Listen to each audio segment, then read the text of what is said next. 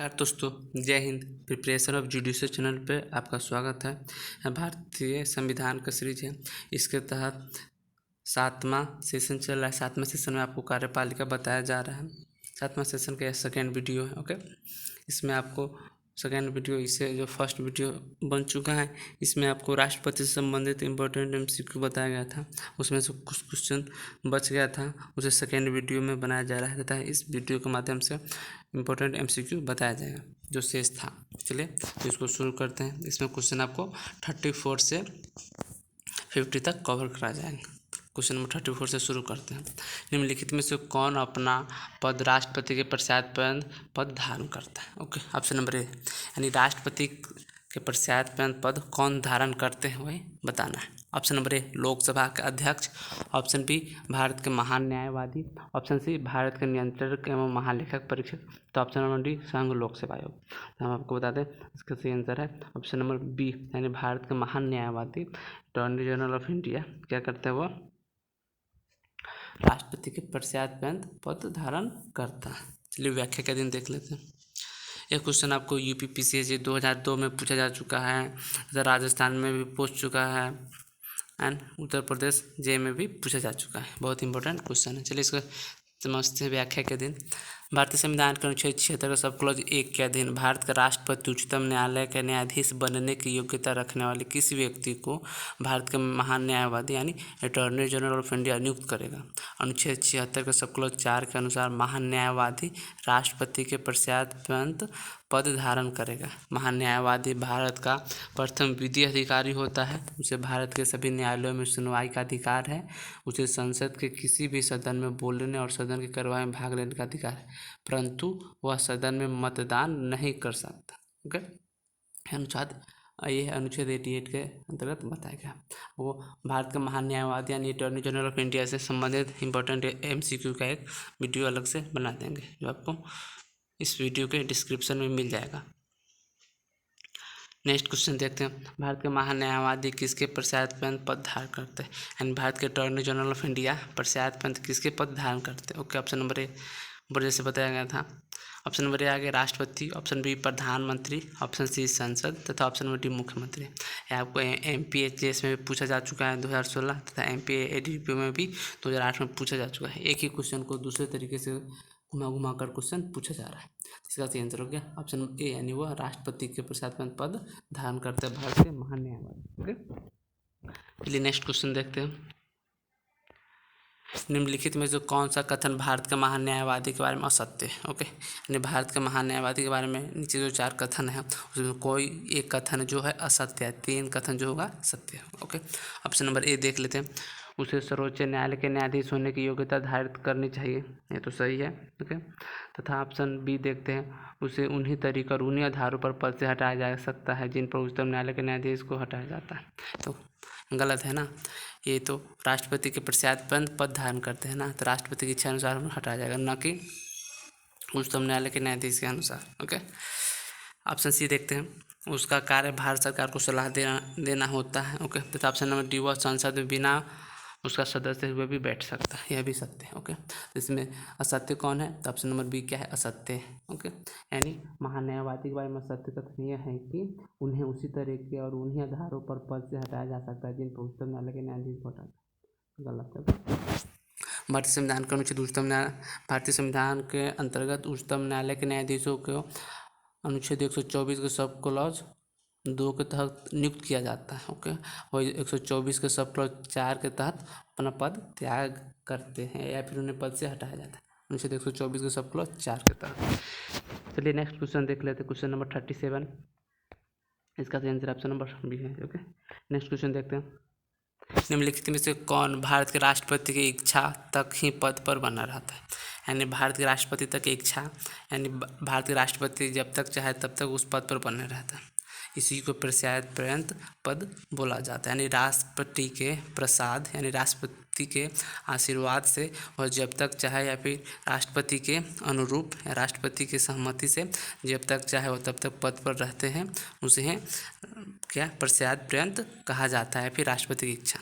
Okay, तो नीचे जो 4 व्यक्ति में से कोई एक व्यक्ति है जो राष्ट्रपति के इच्छा के अनुसार तक वह पद पर बना रह सकता है, तो वह कौन व्यक्ति है? ऑप्शन नंबर ए निर्वाचन आयुक्त, ऑप्शन बी भारत राज्य का एक राज्यपाल, ऑप्शन सी उच्चतम न्यायालय के न्यायाधीश, तथा ऑप्शन नंबर डी लोकसभा अध्यक्ष। इसका सही आंसर ऑप्शन नंबर बी, यानी एक राज्य का राज्यपाल राष्ट्रपति की इच्छा अनुसार जब तक चाहे तब तक पद पर बना रह सकता है। ओके, यह आपको यूपीएपीओ में पूछा जा चुका था 2008 में। इसका व्याख्या देख लेते हैं। एक राज्य का राज्यपाल भारत के राष्ट्रपति की इच्छा तक ही अपने पद पर बना रह सकता है, जबकि मुख्य निर्वाचन आयुक्त और उच्चतम न्यायालय के न्यायाधीश को महाभियोग प्रक्रिया द्वारा हटाया जा सकता है, अन्यथा नहीं। यानी उच्चतम न्यायालय के न्यायाधीश, ओके, भारत के मुख्य चुनाव आयुक्त, उसे किस प्रक्रिया द्वारा हटाई जा सकती है? तो उस पर महाभियोग प्रक्रिया द्वारा ही हटाया जा सकता है, अन्यथा नहीं हटाया जा सकता। अन्य निर्वाचन आयुक्त को मुख्य निर्वाचन आयुक्त की सिफारिश से क्या किया जाता है? उन्हें पद से हटाया जा सकता है, अन्यथा नहीं। नेक्स्ट क्वेश्चन देखते हैं। निम्न कथन पर विचार कीजिए, यानी नीचे के जो 4 कथन उस पर से विचार करना है, उसके बाद कोड की सहायता से क्या करना है? इसको सही उत्तर को सेलेक्ट करना है। चलिए देख लेते हैं। महान्यायवादी संसद के दोनों सदन की कार्यवाही में भाग लेने तथा बोलने का अधिकृत रहता है, यह तो सत्य है। ओके, दोनों कार्यवाही में भाग लेने तथा बोलने का अधिकारी होता है, सत्य है। दूसरा देख लेते हैं। प्रत्येक मंत्री संसद के दोनों सदनों की कार्यवाही में भाग लेने तथा बोलने के लिए अधिकृत रहते हैं। ओके, तो यह भी सही है। प्रत्येक मंत्री क्या होते हैं? संसद के दोनों सदनों की कार्यवाही में भाग लेने तथा बोलने के लिए अधिकृत रहते हैं, सही है। तीसरा देख लेते हैं। महान्यायवादी संसद के दोनों सदन में मत देने का हकदार रहता है, तो यह गलत है। महान्यायवादी संसद के किसी भी सदन में मत देने का अधिकारी नहीं होता है। वह केवल क्या होता है? महान्यायवादी संसद के किसी भी सदन में भाग ले सकता है तथा वो बोल सकता है, लेकिन वोट नहीं कर सकता है, मत नहीं दे सकता है। तो क्या हो गया? तीसरा गलत हो गया। ओके, तथा चौथा देख लेते हैं। केवल वही मंत्री वोट देने के हकदार है जो उस सदन का सदस्य है। ओके, तो उपयुक्त में कथन इसको सत्य कथन सेलेक्ट करना है। तो ये जो चौथा है, केवल वही मंत्री वोट देने का हकदार है जो उस सदन का सदस्य है, यह क्या है? सही है। ओके, तो इस हिसाब से अगर देखा जाए इसमें क्या सेलेक्ट करना है? कथन सत्य कौन है? ओके, कौन कौन कथन सत्य है? तो एक हो गया, यानी महान्यायवादी संसद के दोनों सदन के कार्यवाही में भाग लेता है और बोलने का अधिकारी होता है, यानी बोलने की उसको शक्ति होती है। पहला हो गया सही, तरह दूसरा हो गया एंड, चौथा हो गया पहला, दूसरा, चौथा। ओके, इसका सही आंसर हो गया ऑप्शन नंबर सी। जबकि गलत क्या है? महान्यायवादी संसद के दोनों सदन में मत देने का हकदार होता है, यह गलत है। महान्यायवादी को केवल अधिकार है संसद के दोनों सदन में भाग लेने का तथा अपना मत व्यक्त करने का, यानी अपनी बात रखने का। ओके, लेकिन मत देने का यानी वोट देने का, चुनाव में हिस्सा लेने का संसद के किसी बिल पर या फिर किसी प्रस्ताव पर, उसमें उसको अधिकार नहीं रहता। चलिए इसको व्याख्या के दिन और डिटेल में समझते हैं। संविधान के अनुसार महान्यायवादियों में प्रत्येक मंत्री संसद को दोनों सदन की कार्यवाही में भाग लेने तथा बोलने के लिए अधिकृत है, किंतु उन्हें मतदान का अधिकार नहीं है। केवल वही मंत्री वोट देने का हकदार है जो उस सदन का सदस्य है। ओके, तो हो गया सही। तो नेक्स्ट क्वेश्चन पे देखते हैं, क्वेश्चन नंबर 39। इसमें क्या है? इसमें भी कूट वाला क्वेश्चन है, कूट को दूसरे को मिलाना है। चलिए देखते हैं। उच्चतम न्यायालय द्वारा पारित निम्नांकित निर्णयों का चक्रानुसार सर्वप्रथम वाद से प्रारंभ कर अद्यतन वाद तक इंगित कीजिए। नीचे दिए गए कोर्ट का प्रयोग कीजिए, यानी नीचे जो 4 केस बताया गया, 4 जो वाद बताया गया सुप्रीम कोर्ट का, उसको सीक्वेंस बाय डालना है। से पहले साल सबसे पहले कौन आया था, उसके बाद कौन आया था, उसके बाद कौन आया था। ओके, तो देखा जाए। अखिल भारतीय शोषित कर्मचारी संघ बनाम भारत संघ, इंदिरा सहनी बनाम भारत संघ, MR बालाजी बनाम मैसूर राज्य, AIMS छात्र संघ बनाम AIIMS। हम आपको बता दें, सबसे पहले इसमें कौन केस आया था? इसमें केस आया था आपको MR बालाजी बनाम मैसूर राज्य, आपको आया था 1962 में आया था। ओके, तथा अखिल भारतीय शोषित कर्मचारी संघ बनाम भारत संघ आया था आपको 1980 में आया था। वही क्या हो गया? अब इंदिरा सहनी बनाम भारत संघ का मामला, इंदिरा सहनी बनाम भारत संघ का मामला आपको आया था 1992 में। हाँ, 1992 में आया था।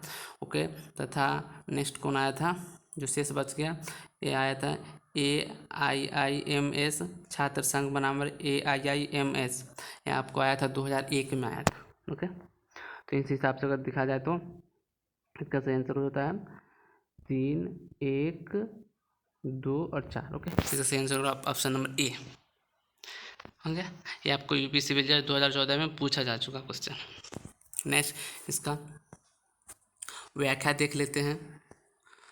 उच्चतम न्यायालय द्वारा पारित वादों का चक्रानुसार प्रारंभ से अद्यतन निम्न है, यानी सबसे पहले कौन है था, उसके बाद कौन, उसके बाद कौन, देख लेते हैं। 1962 में आया था, कौन आया था, MR बालाजी बनाम मैसूर राज। ओके, उसके बाद 1998 में कौन आया था, अखिल भारतीय शोषित कर्मचारी संघ बनाम भारत संघ। उसके बाद 1992 में कौन आया था, इंदिरा सहनी बनाम भारत संघ। तथा 2001 में आया था AIIMS छात्र संघ बनाम AIIMS। ओके ओके, तो चलते हैं नेक्स्ट क्वेश्चन की ओर। निम्न में से कौन सही है। ओके, यानी नीचे के जो 4 लाइनें हैं उसमें से कोई एक होगा जो सत्य होगा, एक भी 3 क्या होगा, 3 असत्य होगा। ओके,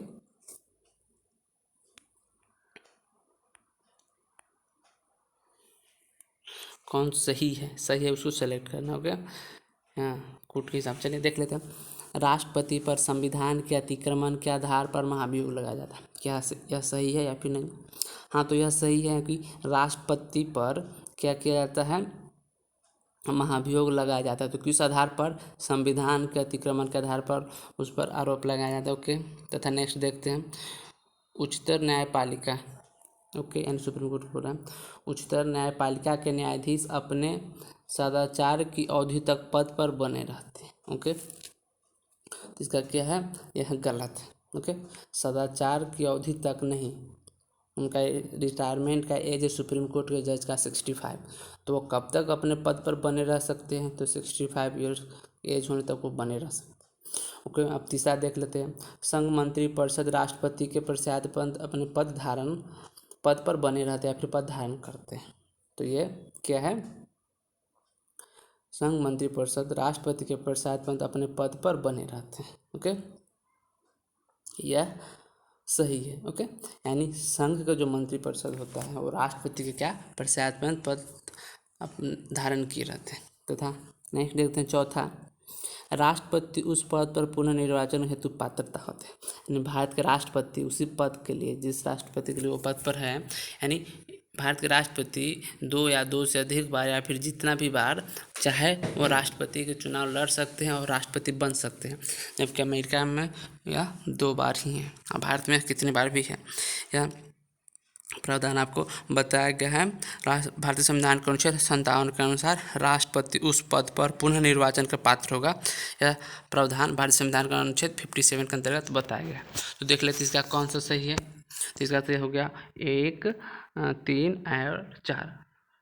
ओके, 2 तो सही है और गलत है, जिसमें बताया गया कि सुप्रीम कोर्ट के न्यायाधीश अपने सदाचार की अवधि तक बने रहते हैं। तो सदाचार की अवधि तक नहीं बने रहते हैं, कितने तक बने रहते हैं, वो 65 साल की अवधि पूरे होने तक बने रहते हैं। तो इसका सही आंसर ऑप्शन नंबर सी। चलिए व्याख्या के अधीन इसको समझते हैं। भारतीय संविधान के अनुच्छेद 61 के अनुसार राष्ट्रपति पर संविधान के अतिक्रमण के आधार पर महाभियोग चलाया जा सकता है। अनुच्छेद 124 एवं अनुच्छेद 217 के अनुसार न्यायालय एवं उच्च न्यायालय के न्यायाधीशों क्रमशः 65 वर्ष एवं 62 वर्ष की आयु तक अपने पद पर बने रहते हैं। ओके, अनुच्छेद 75 के सब क्लॉज 2 के अनुसार संघ के मंत्रिपरिषद राष्ट्रपति के पश्चात अपने पद पर बने रहते हैं।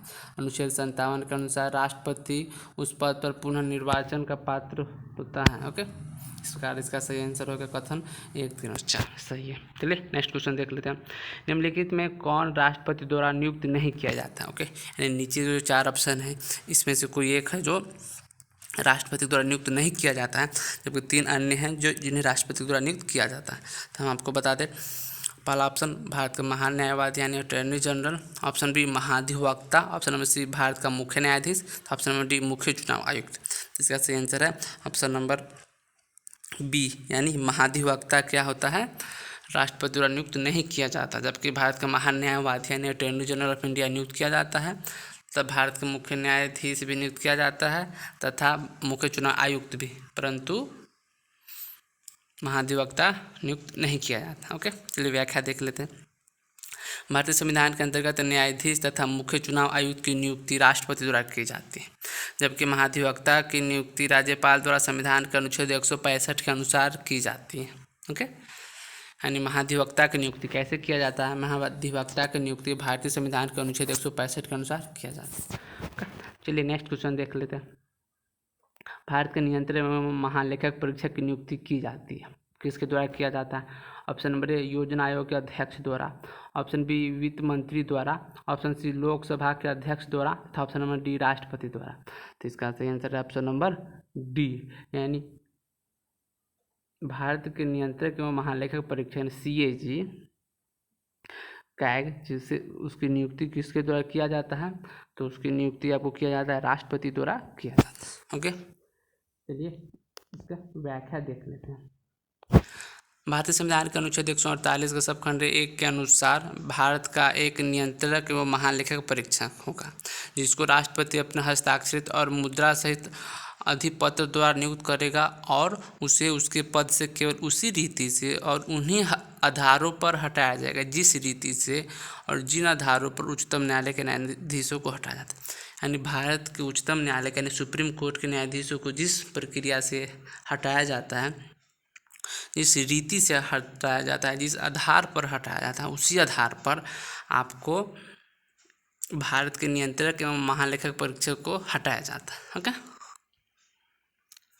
भारत के नियंत्रण और महालेखक परीक्षक यानी CAG कैग की नियुक्ति कौन करता है? तो राष्ट्रपति करता है, परंतु उसे कैसे हटाया जाता है? राष्ट्रपति तो हटाया जाता है? तो नहीं, राष्ट्रपति द्वारा नहीं हटाया जाता, उसे उसी प्रक्रिया से हटाया जाता है जैसे उच्चतम न्यायालय के न्यायाधीशों को हटाया जाता है। चलिए नेक्स्ट क्वेश्चन देख लेते हैं। भारत के वर्तमान नियंत्रक एवं महालेखक परीक्षक कौन है? ये वर्तमान समय में 2021 के जो समय है जुलाई, इस समय में भारत के वर्तमान नियंत्रक एवं महालेखक परीक्षक कौन है? Option number A Vinod Rai, option B Raghuram Rajan, option number C Girish Chandra Murmu, option number D Naseem Zaidi. तो इसका सही आंसर ऑप्शन नंबर सी, यानी वर्तमान में भारत के नियंत्रक एवं महालेखक परीक्षक CAG कौन है? गिरीश चंद्र मुर्मू। ओके, इसको व्याख्या करते देखते हैं। भारत के वर्तमान नियंत्रक एवं महालेखक परीक्षक कौन है? CAG गिरीश चंद्र मुर्मू है। ओके, चलिए नेक्स्ट क्वेश्चन देखते हैं। निम्नलिखित में से किसे राष्ट्रपति नियुक्त नहीं करता?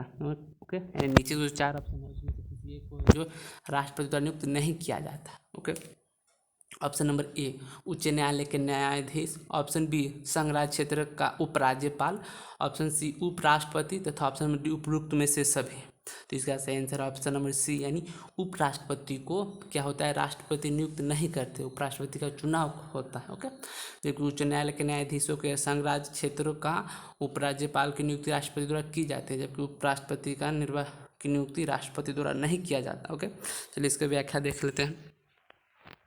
यह क्वेश्चन आपको MPAPU 1997 में पूछा जा चुका है, बहुत इंपॉर्टेंट क्वेश्चन है। इसका व्याख्या देखते हैं। राष्ट्रपति उच्च न्यायालय के न्यायाधीश तथा संघ राज्य क्षेत्र में उपराज्यपाल की नियुक्ति करता है। ओके, राष्ट्रपति क्या करता है? उच्च न्यायालय के न्यायाधीशों को तथा संघ राज्य क्षेत्र में यानी केंद्र शासित प्रदेश में क्या करता है? उपराज्यपाल की नियुक्ति करता है, जबकि उपराष्ट्रपति का निर्वाचन संसद के दोनों सदन के सदस्य से मिलकर बने निर्वाचक मंडल द्वारा किया जाता है, न कि राष्ट्रपति द्वारा किया जाता है। ओके, चलिए नेक्स्ट क्वेश्चन देखते हैं। Question number 45। जातियों या जनजातियों को अनुसूचित जाति या अनुसूचित जनजातियां घोषित करने की शक्ति जिस संवैधानिक अधिकारी में विहित है वह कौन है? यानी वह है ऑप्शन नंबर ए संसद, ऑप्शन बी अध्यक्ष अनुसूचित जाति और अनुसूचित जनजाति का, ऑप्शन नंबर सी भारत के राष्ट्रपति तथा ऑप्शन नंबर डी गृह मंत्री। तो यह क्वेश्चन आपको यूपी सिविल जज में 2003 में पूछा जा चुका है तथा यूपी PCS में भी 2001 में पूछा जा चुका है। तो इसका सही आंसर बता दें। इसका सही आंसर ऑप्शन नंबर सी, यानी भारत के राष्ट्रपति क्या करते हैं? जातियों या जनजातियों को अनुसूचित जाति या अनुसूचित जनजाति घोषित करने की शक्ति है। चलिए व्याख्या देख लेते हैं। भारतीय संविधान के अनुच्छेद 341 के अंतर्गत भारत के राष्ट्रपति किसी राज्य या संघ शासित क्षेत्र के संबंध में राज्य होने के स्थिति में वहाँ के राज्यपाल से परामर्श करके किसी जाति को अनुसूचित जाति तथा अनुच्छेद 342 के तहत अनुसूचित जनजाति घोषित कर सकता है। ओके, चलिए नेक्स्ट क्वेश्चन देख लेते हैं। क्वेश्चन नंबर 46 देखते हैं। भारत के संविधान के निम्नलिखित किस प्रावधान द्वारा राष्ट्रपति को अध्यादेश प्रख्यापित करने की शक्ति है, यानी भारतीय संविधान के कौन से अनुच्छेद के तहत राष्ट्रपति को अध्यादेश जारी करने की शक्ति है? ऑप्शन नंबर ए अनुच्छेद 112, ऑप्शन बी अनुच्छेद 123, ऑप्शन सी अनुच्छेद 124 तथा ऑप्शन डी अनुच्छेद 125। ओके, एक क्वेश्चन आपको एमपी एपीयू में 2010 में पूछा जा चुका है तथा यूपी लोअर में 2003 में भी पूछा जा चुका है, जबकि यूपी पीसीएस में 1992 में पूछा जा चुका है। क्वेश्चन आपको बहुत ही इंपॉर्टेंट है, बार बार पूछा जाता है। ओके, तो हम बताते हैं आपको, इसका सही आंसर है ऑप्शन नंबर बी, यानी भारतीय संविधान के अनुच्छेद 123 के तहत क्या करते हैं, राष्ट्रपति अध्यादेश जारी करते हैं। ओके, तो भारतीय संविधान के अनुच्छेद 123 के तहत राष्ट्रपति अध्यादेश जारी करता है, ऐसा ही है। ओके, तथा आपको बता दें राज्यपाल भारतीय संविधान के किस अनुच्छेद के तहत अध्यादेश जारी करते हैं, तो राज्यपाल आपको भारतीय संविधान के अनुच्छेद 213 के तहत क्या करता है, अध्यादेश जारी करता है। चलिए व्याख्या देख लेते हैं। भारतीय संविधान के अनुच्छेद 123 में राष्ट्रपति की अध्यादेश जारी करने की शक्ति निहित है। राज्यपालों की अध्यादेश जारी करने की शक्ति भारतीय संविधान के अनुच्छेद 213 में निहित है। अनुच्छेद 112 में क्या है, वित्तीय विषय के संबंध में संसद की प्रक्रिया है। वह अनुच्छेद 124 में क्या है, उच्चतम न्यायालय के न्यायाधीशों की नियुक्ति तथा अनुच्छेद 125 में क्या है, न्यायाधीशों के वेतन और विशेषाधिकार के विषय में प्रावधान। ओके, चलिए नेक्स्ट क्वेश्चन देख लेते हैं। तो क्वेश्चन नंबर 47, भारत के संविधान के अनुसार भारतीय संविधान के अनुच्छेद 123 के तहत क्या होता है, राष्ट्रपति द्वारा लागू अध्यादेश संसद की पुनः बैठक के बाद से क्रियान्वयन के बाहर हो जाएगा। ओके, यानी भारत के जो राष्ट्रपति है, ओके, वो कोई अध्यादेश जारी किए यानी ऑर्डिनेंस जारी किए हैं। ओके, तो जारी होने के बाद यदि संसद का पुनः कोई बैठक हुआ है तो उस बैठक के बाद उस अध्यादेश का क्या होता है। ओके, ऑप्शन नंबर ए क्रियान्वयन के बाहर हो जाएगा, क्या होता है, कितने दिन के अंदर क्रियान्वयन के बाहर हो जाने, कितने दिन के अंदर, बैठक के कितने दिन के अंदर वह अध्यादेश समाप्त हो जाता है, ये पूछा जा रहा है। ओके, ऑप्शन नंबर ए 3 माह के अंदर, ऑप्शन बी 6 माह के अंदर, ऑप्शन सी 6 सप्ताह के अंदर तथा ऑप्शन डी 15 दिन के अंदर। छत्तीसगढ़ सिविल जज 2016 में पूछा जा चुका है, हम आपको बता दें इसका सही आंसर ऑप्शन नंबर सी, यानी 6 सप्ताह के अंदर क्या हुआ, क्रियान्वयन से वह बाहर हो जाएगा। इसकी व्याख्या का देने से समझ लेते हैं। भारतीय संविधान के अनुच्छेद 123 के अंतर्गत जब संसद के दोनों सदन क्या होता है, सत्र में न हो तथा किसी विषय पर तत्कालिक कार्यवाही करना अपेक्षित हो तो क्या करता है, राष्ट्रपति द्वारा अध्यादेश जारी किया जाता है। अनुच्छेद 123 के सबक्लोज 2 के सबक्लोज क के अनुसार यह अध्यादेश संसद के पुनः समावेशित होने के 6 सप्ताह के अंदर अनुमोदित न किए जाने पर निष्प्रभावी हो जाता है। ओके, यानी संसद द्वारा उसको फिर रिन्यूअल नहीं किया जाता है तो 6 सप्ताह के अंदर क्या होता है, वह निष्प्रभावी यानी खत्म हो जाता है। नेक्स्ट क्वेश्चन नंबर 48 देख लेते हैं। इसमें आपको कथन और कारण से संबंधित महत्वपूर्ण क्वेश्चन पूछे जा रहे हैं। चलिए देखते हैं कथन क्या है। कथन है, भारत का राष्ट्रपति मात्र संवैधानिक प्रमुख है। कथन आर क्या है, संसदीय प्रकार की सरकार में प्रधानमंत्री सरकार का प्रमुख होता है। ओके, यानी संसदीय प्रकार की जो सरकार होती है उसमें प्रधानमंत्री की सरकार क्या होती है, प्रमुख होती है। ओके, उपरोक्त कथन के संदर्भ में निम्नलिखित में से कौन सा सही है? ऑप्शन नंबर ए तथा आर दोनों सही है और आर ए का सही व्याख्या है। ऑप्शन बी ए और आर दोनों सही है परंतु आर ए का सही व्याख्या नहीं है। ऑप्शन सी ए सही है परंतु आर गलत है। ओके, तो ऑप्शन डी ए गलत है परंतु आर सही है। तो हम आपको बता दें इसका सही आंसर है ऑप्शन नंबर ए, यानी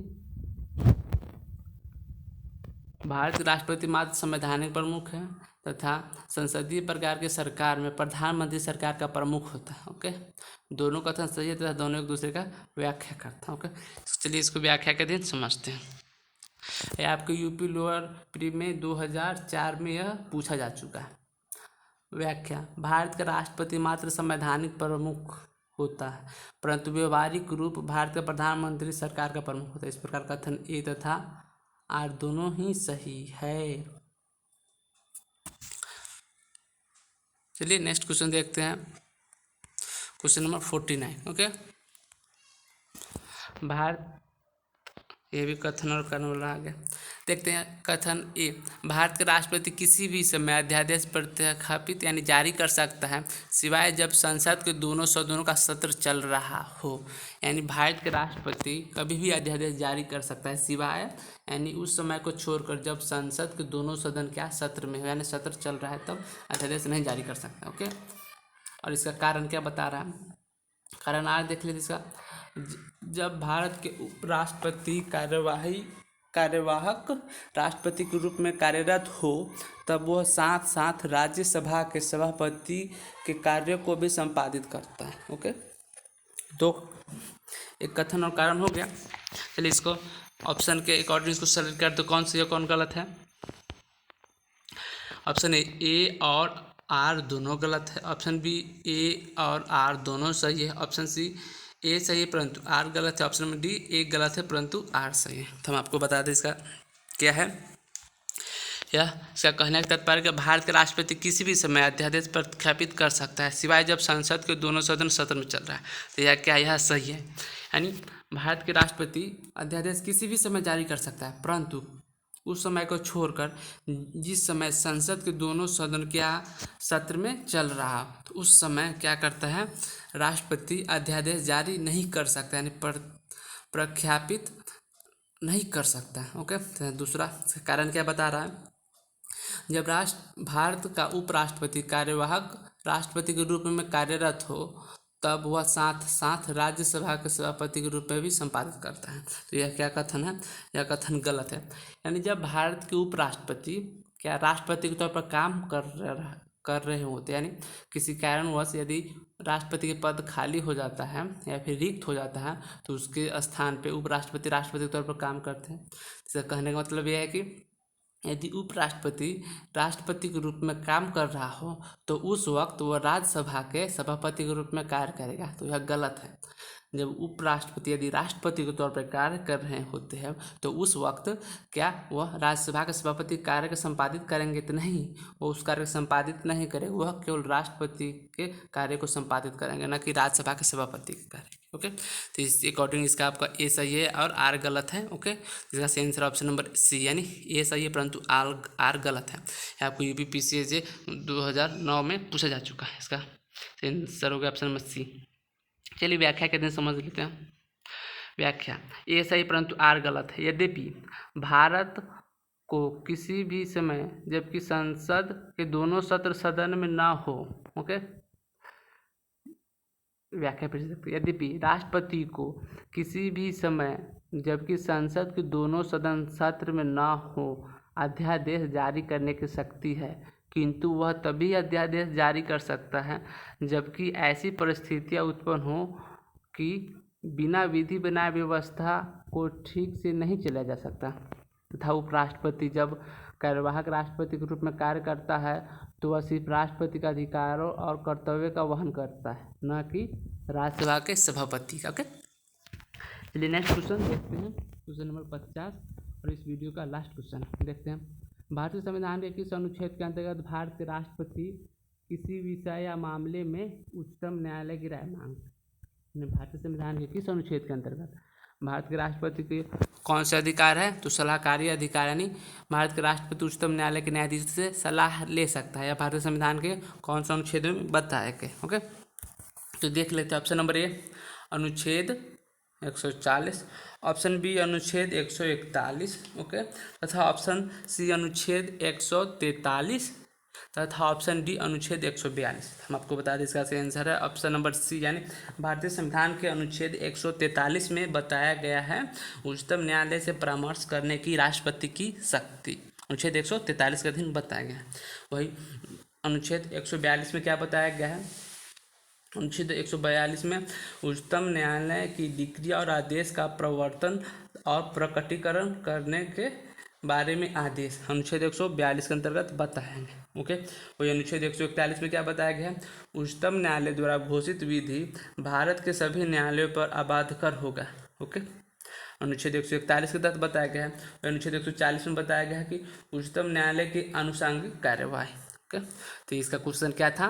राष्ट्रपति का सलाह लेने का अधिकार जो उच्चतम न्यायालय से लेते हैं और कौन से अनुच्छेद के अंतर्गत लिया जाता है? तो अनुच्छेद 143 के अंतर्गत। इसका सही आंसर हो गया option number C. Okay, thanks for watching. यदि आपको वीडियो पसंद आता है चैनल को लाइक करें, मेरे बोलने से सब्सक्राइब कीजिएगा नहीं, अगर आपको पसंद आया तो सब्सक्राइब कीजिए, नहीं आया तो मत कीजिए।